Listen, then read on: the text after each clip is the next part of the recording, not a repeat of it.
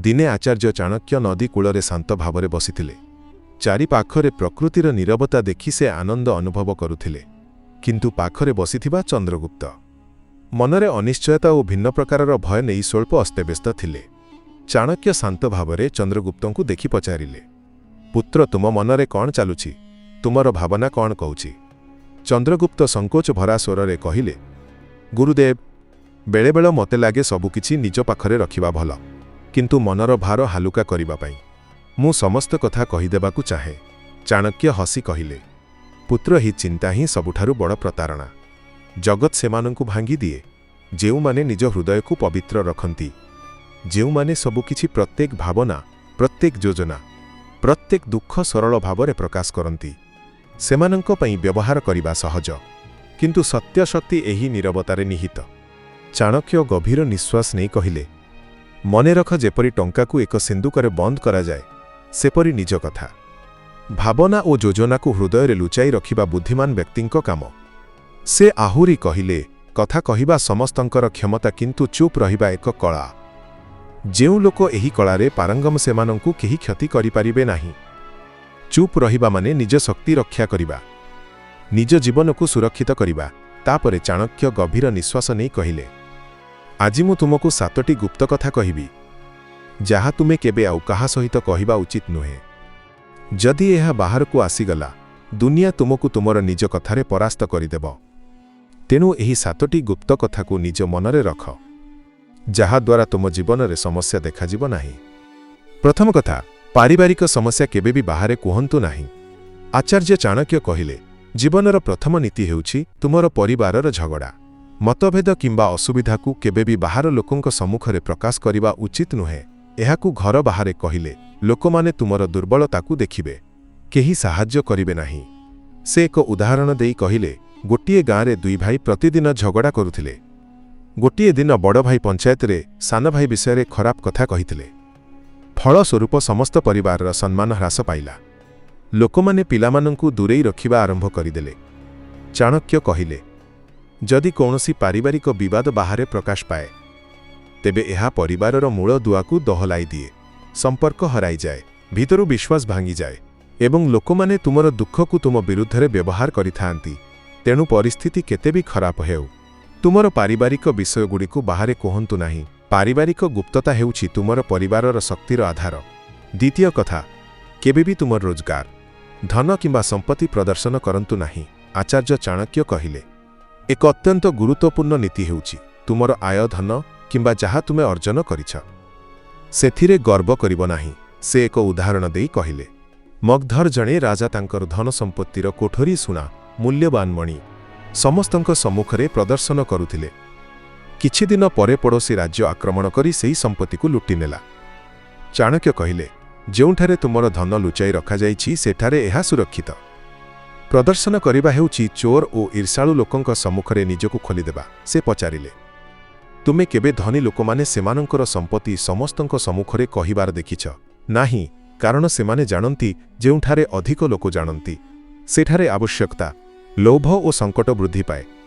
केही तुमर भल आय देखि तुम पाखकु जिबाकु चेष्टा करिब, केही तुमकु अपमानित करिबाकु चाहिब एवं केही तुमकु ईर्षा करिबाकु लागिबे।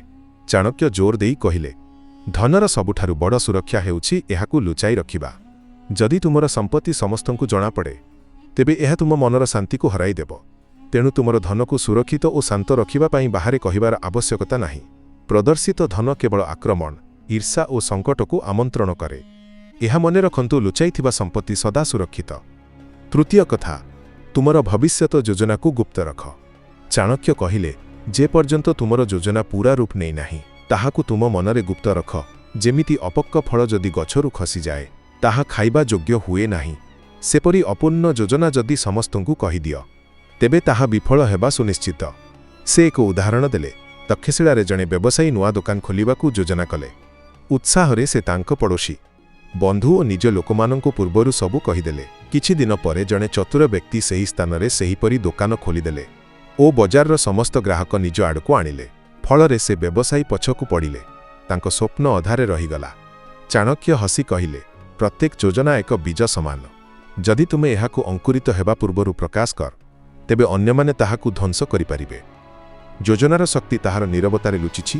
ସେ ଆହୁରି ଉପଦେଶ ଦେଲେ, କାମ ଚାଲିଥିବା ସମୟରେ ନୀରବ ରୁହ। କାମ ସମାପ୍ତ ହେଲା ପରେ ହିଁ ତୁମ ଯୋଜନା ଦେଖାଇବା ଯୋଗ୍ୟ ହୋଇପାରେ। ପଥ ଚାଲିବା ସମୟରେ ନୁହେଁ, ଗନ୍ତବ୍ୟରେ ପହଞ୍ଚିଲା ପରେ ତୁମ ସଫଳତାକୁ ସମସ୍ତେ ଦେଖିବେ। ଚତୁର୍ଥ କଥା, ତୁମର ଦୁର୍ବଳତା କାହାକୁ କୁହ ନାହିଁ। ଆଚାର୍ଯ୍ୟ ଚାଣକ୍ୟ କହିଲେ, ଯଦି ତୁମେ ତୁମର ଦୁର୍ବଳତା ଅନ୍ୟଙ୍କ ସମ୍ମୁଖରେ କୁହ, ତୁମ ପ୍ରଥମ ପଦକ୍ଷେପରେ ତୁମେ ପରାଜୟ ଆଡ଼କୁ ପ୍ରବେଶ କରିବ। ସେ ପଚାରିଲେ, ଗୁରୁଦେବ, ଯଦି ଆମେ ଆମର ନିକଟତମ ସାଙ୍ଗ, ପରିବାର କିମ୍ବା ବନ୍ଧୁଙ୍କୁ ଆମର ଭୟ, ଯନ୍ତ୍ରଣା କିମ୍ବା ଦୁର୍ବଳତା ବିଷୟରେ କହୁ, ସେମାନେ କ'ଣ ଆମକୁ ବୁଝିପାରିବେ? ଚାଣକ୍ୟ ହସି କହିଲେ, ଯେଉଁ ପର୍ଯ୍ୟନ୍ତ ତୁମର ଶକ୍ତି ଦେଖାଯାଏ ସେତେବେଳେ ନିଜ ଲୋକମାନେ ପ୍ରାୟତଃ ସହାୟକ ରହନ୍ତି, କିନ୍ତୁ ଯେତେବେଳେ ତୁମର ଦୁର୍ବଳତା ଜଣାପଡ଼େ ସେହି ଲୋକମାନେ ପଛକୁ ଫେରିଯାଆନ୍ତି କିମ୍ବା ପଛରୁ ଆକ୍ରମଣ କରି ତୁମ ପ୍ରତି ବ୍ୟବହାର କରନ୍ତି। ସେ ଏକ କାହାଣୀ କହିଲେ। ଜଣେ ଯୋଦ୍ଧା ତୀରକୁ ଭୟ କରୁଥିଲେ। ସେ ତାଙ୍କର ନିକଟତମ ସାଥୀଙ୍କୁ କହିଲେ, ଯଦି ଯୁଦ୍ଧରେ ତୀର ଉଡ଼ିବାକୁ ଆରମ୍ଭ କରେ, ମୋତେ ପଛକୁ ନେଇଯିବ, ମୁଁ ଭୟଭୀତ। କିଛି ସମୟ ପରେ ସେହି ସାଥୀ ଶତ୍ରୁ ସହ ଯୋଗ କରି ପ୍ରଥମ ତୀର ଜଣେ ଯୋଦ୍ଧାଙ୍କୁ ଲକ୍ଷ୍ୟ କରାଇଲେ। ଫଳସ୍ୱରୂପ ଭୟଭୀତ ଯୋଦ୍ଧା ଯୁଦ୍ଧରେ ପଡ଼ିଗଲେ। ଚାଣକ୍ୟ କହିଲେ, ଦୁର୍ବଳତା ସେତେବେଳେ ଶକ୍ତି ହୋଇଯାଏ ଯେତେବେଳେ ତୁମେ ଏହାକୁ ଜାଣିଥିବ। ଯଦି ଏହା ଅନ୍ୟଙ୍କୁ ଜଣାଯାଏ, ତେବେ ସେହି ଦୁର୍ବଳତା ତୁମ ବିରୁଦ୍ଧରେ ସବୁଠାରୁ ଶକ୍ତିଶାଳୀ ଅସ୍ତ୍ର ହୋଇଯାଏ। ତେଣୁ ଚାଣକ୍ୟ ଚନ୍ଦ୍ରଗୁପ୍ତଙ୍କୁ କହିଲେ, ଜଣେ ରାଜା ହେଉଛନ୍ତି ଯିଏ ନିଜର ଭୟ, ଅସୁବିଧା ଏବଂ ପୁରୁଣା କ୍ଷତକୁ ନିଜ ଭିତରେ ଲୁଚାଇ ରଖନ୍ତି। ମନେ ରଖ, ଏହି ଦୁନିଆରେ ଅନେକ ଲୋକ ସାହାଯ୍ୟ କରନ୍ତି ନାହିଁ, ସେମାନେ କେବଳ ତୁମର ପରାଜୟ ଦେଖିବା ପାଇଁ ଠିଆ ହୁଅନ୍ତି। ପଞ୍ଚମ କଥା, ତୁମର ଦାନ ବିଷୟରେ ଗର୍ବ କର ନାହିଁ। ଆଚାର୍ଯ୍ୟ ଚାଣକ୍ୟ କହିଲେ, ମୁଖରେ କୁହାଯାଉଥିବା ଦାନ ପୁଣ୍ୟ କାର୍ଯ୍ୟ ନୁହେଁ, ଏହା ମାତ୍ର ଅହଙ୍କାର ପ୍ରଦର୍ଶନ। ଚନ୍ଦ୍ରଗୁପ୍ତ ପଚାରିଲେ, ଗୁରୁଦେବ, ଯଦି ଆମେ ଜଣେ ଗରିବକୁ ସାହାଯ୍ୟ କରିବୁ, ଜଣେ ଭୋକିଲାକୁ ଖାଦ୍ୟ ଦେଉ କିମ୍ବା ଜଣେ ଛାତ୍ରକୁ ଶିକ୍ଷା ସହାୟତା ଦେଉ, ତେବେ ସେଗୁଡ଼ିକୁ ଜଣାଇବା କ'ଣ ଭୁଲ? ଚାଣକ୍ୟ ଶାନ୍ତ ଭାବରେ କହିଲେ, ଯେତେବେଳେ ତୁମେ ଦାନ କରି ତାପରେ ତାହାକୁ ପ୍ରଚାର କର, ସେହି ଦାନ ପୁଣ୍ୟ ହୋଇ ରହେ ନାହିଁ, ଏହା ତୁମର ଗର୍ବକୁ ପ୍ରଜ୍ୱଳିତ କରିବାର ମାଧ୍ୟମ ହୁଏ। ତାପରେ ତାଙ୍କର ଦୃଷ୍ଟାନ୍ତ, ଜଣେ ରାଜା ତାଙ୍କ ଦରବାରରେ କହିଲେ, ଏହି ବର୍ଷ ମୁଁ 1000 ଗାଈ ବ୍ରାହ୍ମଣମାନଙ୍କୁ ଦାନ କରିଛି। ଲୋକମାନେ ପ୍ରଶଂସା କଲେ, କିନ୍ତୁ ସେହି ରାତିରେ ଜଣେ ବୃଦ୍ଧ ବ୍ରାହ୍ମଣ ସ୍ୱପ୍ନରେ ଦେଖାଦେଲେ ଓ କହିଲେ, ରାଜା, ତୁମର ଗର୍ବ ଯୋଗୁଁ ଦାନ ପୁଣ୍ୟ ହୋଇନାହିଁ। ଦାନ ସେତେବେଳେ ଫଳଦାୟକ ହୁଏ ଯେତେବେଳେ ତାହା ଗୁପ୍ତ ରହିଥାଏ। ଚାଣକ୍ୟ ଏହାକୁ ସହଜ ଭାବରେ ବ୍ୟାଖ୍ୟା କରି କହିଲେ, ଦାନ ଏକ ଦୀପ ଯାହା ଅନ୍ଧକାରରେ ଜଳେ। କେହି ଦେଖନ୍ତୁ କି ନ ଦେଖନ୍ତୁ, ତାହାର ଆଲୋକ ନିଶ୍ଚିତ ଭାବେ ଫଳ ଦିଏ। ତେଣୁ ଯଦି ତୁମେ ପ୍ରକୃତରେ କାହାକୁ ସାହାଯ୍ୟ କରିଛ, ତେବେ ଏହାକୁ ଦୁନିଆକୁ କହିବାର ଆବଶ୍ୟକତା ନାହିଁ। ଯାହା ସତ୍ୟ ହୃଦୟରୁ ଦିଆଯାଏ ତାହା ସର୍ବୋଚ୍ଚ ସ୍ତରରେ ପହଞ୍ଚିଥାଏ। ଅନ୍ୟ ସବୁ କିଛି ମାତ୍ର ପ୍ରଦର୍ଶନ। ଷଷ୍ଠ କଥା, କେବେ ବି ନିଜ ଅପମାନ ଓ ପରାଜୟର କାହାଣୀ କହିବ ନାହିଁ। ଆଚାର୍ଯ୍ୟ ଚାଣକ୍ୟ ଚନ୍ଦ୍ରଗୁପ୍ତଙ୍କୁ ଗଭୀର ଦୃଷ୍ଟିରେ ଦେଖି କହିଲେ, ପୁତ୍ର, ଜୀବନର କୌଣସି ନା କୌଣସି ମୁହୂର୍ତ୍ତରେ ପ୍ରତ୍ୟେକ ମଣିଷ ହାରିଯାଏ, କେହି ନା କେହି ଅପମାନ ଭୋଗ କରିଥାଏ। କିନ୍ତୁ ସେହି ଘଟଣାକୁ ପୁନଃ ସ୍ମରଣ କରି ଅନ୍ୟମାନଙ୍କୁ କହିବା ହେଉଛି ନିଜ ଘାକୁ ପୁଣି ଖୋଳିବା ପରି। ସେ ଚନ୍ଦ୍ରଗୁପ୍ତଙ୍କୁ ଚାହିଁ କହିଲେ, କଥା ଅଛି, ଜଣେ ଯୋଦ୍ଧା ଯୁଦ୍ଧରେ ପରାଜିତ ହେଲେ ସେ ପ୍ରତ୍ୟେକ ଗାଁକୁ ଯାଇ କହୁଥିଲେ, ମୋ ସହିତ ବିଶ୍ୱାସଘାତ ହୋଇଛି, ମୁଁ ଅନ୍ୟାୟର ଶିକାର ହେଲି। ପ୍ରଥମେ କିଛି ଲୋକ ସହାନୁଭୂତି ଦେଖାଇଲେ, କିନ୍ତୁ ଶୀଘ୍ର ସେମାନେ ହସିବା ଆରମ୍ଭ କଲେ ଏବଂ ଯେତେବେଳେ ସେ ପୁଣି ଯୁଦ୍ଧକ୍ଷେତ୍ରକୁ ଫେରିଲେ, ସମସ୍ତେ ତାଙ୍କର ପରାଜୟ ଦେଖିବାକୁ ଅପେକ୍ଷା କଲେ। ଚାଣକ୍ୟ ଶାନ୍ତ ହସି କହିଲେ, ଯଦି ଜୀବନରେ କେବେ ଅପମାନ ସହିଛ, ତେବେ ଏହାକୁ ଶିକ୍ଷା ଭାବେ ଗ୍ରହଣ କର, ଶକ୍ତିରେ ପରିଣତ କର, କିନ୍ତୁ ଏହାକୁ ଢୋଲ ମାରି ସମସ୍ତଙ୍କୁ ଶୁଣାଇବା ନୁହେଁ। ଦୁନିଆ ଚତୁର, ସେ ତୁମ ଦୁଃଖ ପାଇଁ କାନ୍ଦିବ ନାହିଁ, କିନ୍ତୁ ଏହାକୁ ମନେ ରଖିବ ଓ ସୁଯୋଗ ମିଳିଲେ ବ୍ୟବହାର କରିବ। ସେ ଚନ୍ଦ୍ରଗୁପ୍ତଙ୍କୁ ଏକ ସୂତ୍ର ଦେଲେ, ଅପମାନକୁ ହୃଦୟରେ ରଖ, ନାହିଁ ଶକ୍ତିରେ ପରିଣତ କର।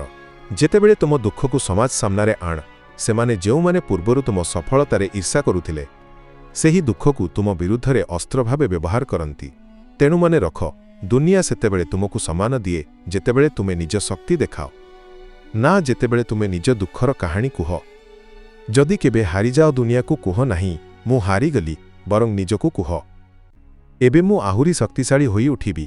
ସପ୍ତମ କଥା, କେବେ ବି ନିଜ ଭାବନା, କ୍ରୋଧ, ଆସକ୍ତି କିମ୍ବା ଯନ୍ତ୍ରଣାକୁ ସମସ୍ତଙ୍କ ସମ୍ମୁଖରେ ପ୍ରକାଶ କର ନାହିଁ। ଆଚାର୍ଯ୍ୟ ଚାଣକ୍ୟ ଗଭୀର ସ୍ୱରରେ ତାଙ୍କ ଶିଷ୍ୟମାନଙ୍କୁ କହିଲେ, ମଣିଷର ସବୁଠାରୁ ବଡ଼ ରହସ୍ୟ ହେଉଛି ତାହାର ମନ। ଯିଏ ନିଜ ହୃଦୟକୁ ସମସ୍ତଙ୍କ ସାମ୍ନାରେ ଖୋଲିଦିଏ, ସେ ପ୍ରଥମେ ଭାଙ୍ଗିପଡ଼େ।